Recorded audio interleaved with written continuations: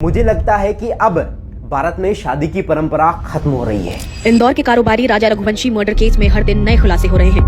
मुस्कान और उसके प्रेमी साहिल शुक्ला ने सौरभ राजपूत की चाकू घोंपकर हत्या कर दी। होनी भी चाहिए। क्यों? देखो समझो, हमने देखा कि लगभग इन सभी मामलों में दो प्रेमी मिलकर तीसरे को मार रहे हैं। कहीं पत्नी पति को ठिकाने लगा रही है तो कहीं पति पत्नी का गला रेत दे रहा है। काहे कि अब शादियां कम, समझौते ज्यादा हो रहे हैं। कहीं नौकरी देखी गई, कहीं दहेज देखा गया, कहीं ससुर की जायदाद से बेटी बेटा ब्याह दिए गए। नौकरी, दहेज और जायदाद के बीच प्रेम पीछे छूट गया। बस यही चूक हो गई।